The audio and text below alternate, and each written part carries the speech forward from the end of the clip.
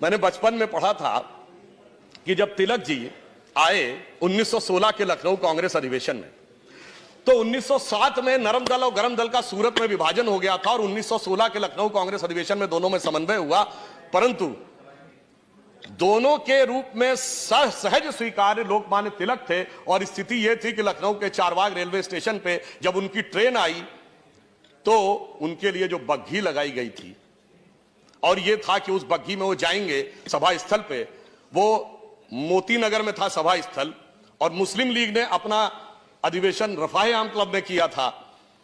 परंतु क्या हुआ कि तिलक जी आकर बग्घी की तरफ बढ़े और एक नवयुवक ने जाकर बग्घी से घोड़े को खोला और स्वयं जुट गए, और देखते देखते तमाम नवयुवक आके जुट गए। और वो जो पहला नवयुवक जिन्होंने बग्घी खोलकर अपने को घोड़े की जगह लेकर चलना शुरू किया था वो थे शहीद राम प्रसाद बिस्मिल। तो ये इस बात का प्रतीक है कि वो किस प्रकार से इंस्पायर करते थे। खिलाया तो पिछड़े वर्ग के साथ बड़ी धोखेबाजी हो रही है, क्योंकि पिछड़े वर्ग को अपना दोस्त और दुश्मन की पहचान नहीं।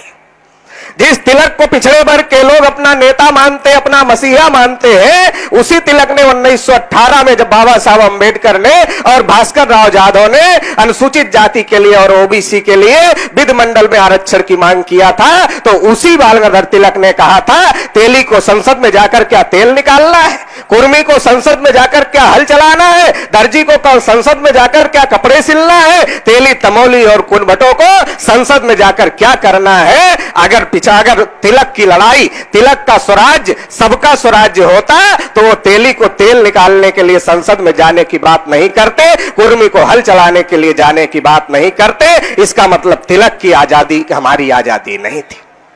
गांधी जी कांग्रेस के नेता थे। गांधी जी ने पिछड़े वर्ग के लोगों को बाबा साहब अंबेडकर के विरोध में भड़काया और कहा अंबेडकर तो जाति की लड़ाई लड़ रहे हैं, हम देश की लड़ाई लड़ रहे हैं, हमारे साथ आ जाओ। पिछड़े वर्ग के लोग गांधी के साथ चले गए, मगर गोलमेज सम्मेलन में जब सब अपने हक अधिकार की बात कर रहे थे, गांधी जी ने पिछड़े वर्ग का एक भी मुद्दा गोलमेज सम्मेलन में नहीं उठाया। और जब संविधान सभा के चुनाव का समय आया, गांधी जी ने एक भी ओबीसी को संविधान सभा का टिकट नहीं दिया, और उनके साथ पूरी जिंदगी लगाने वाले सरदार वल्लभ भाई पटेल को जब प्रधानमंत्री बनाने का मौका आया तो गांधी जी ने उनके साथ धोखेबाजी किया और उनको प्रधानमंत्री नहीं बनने दी। साथियों, मैं ये कहना चाहता हूं, जिस नेहरू को पिछड़े वर्ग के लोग अपना नेता मानते हैं, उस नेहरू ने काका कालेलकर की आयोग की रिपोर्ट को लागू नहीं होने दिया, उसे कचरे के डिब्बे में डालने का काम किया, तो अभी तक पिछड़े वर्ग के लोगों को गुमराह किया गया, पिछड़े वर्ग के लोगों को लड़ाया गया। कांग्रेस के ब्राह्मणों ने पिछड़े वर्ग के साथ धोखेबाजी किया, भाजपा के ब्राह्मणों ने भी पिछड़े वर्ग के साथ धोखेबाजी किया। कांग्रेस की भी केंद्र में सरकार रही, बीजेपी की भी केंद्र में सरकार रही, और दोनों ने पिछड़े वर्ग के साथ धोखेबाजी किया। क्यों किया? क्योंकि पिछड़े वर्ग को अपने दोस्त और अपने दुश्मन की पहचान नहीं थी।